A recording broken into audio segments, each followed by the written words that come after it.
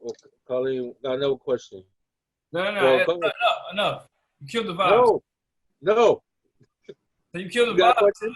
You got a question? Son, of course I do, but no, son.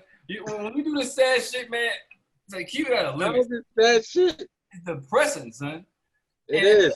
I was just saying we could do an hour. Like I mean, this shit is crazy, son. What's good to talk about out here? Yo, what about? Damn. All right. Shit. No, I got to ask this when there's more people around. We're gonna need more people. This is a good question. All right. Eileen will be a good person to ask this too. Ask me on the side so I can think about it. Nah, it's gonna be good to catch you off guard with this one. It's gonna be good to catch you off guard. I'm gonna start coming up with questions. You could do that. And send y'all mad random questions randomly. Nah, all right, Colin, did you hear about the girl that she gave birth at World Hospital and she died? Mm-hmm. Yeah, it's a lot of negligence that's going on in the health field. Right. It's a real fear. Black women. When they it's a birth. real it's a lot real of women fear. have died from giving birth. That's African American.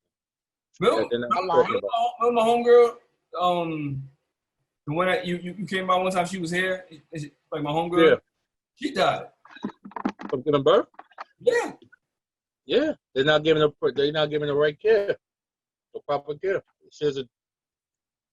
It's crazy. Yeah, they don't really I know that they don't really listen to us.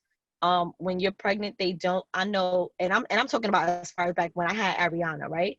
I remember they gave me something that I couldn't even keep my eyes open. What the fuck? Like I could not. It was like I did drugs. Like I could not, and I was up. I was alert all that day. I probably was a little exhausted from just the pain, but they didn't listen to me. The lady was like, "Oh, do you want something to ease the pain?" And I was like, "No." And I was laying there and I was resting and I had my eyes closed, but I wasn't asleep. And she came in and she started inserting something into the IV.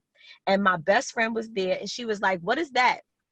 And she was like, "This is something to ease the pain." But I didn't want anything. And it took so fast that I couldn't even respond. And I remember being incoherent for the next few hours. And I was in labor for 19 hours with Ariana. And I'm talking about my water had broke 19 hours before I gave birth to her.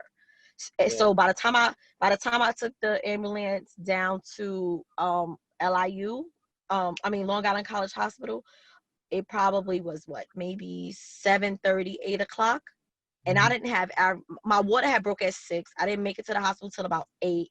And I didn't have Ariana till the next afternoon at 1 something. Yeah.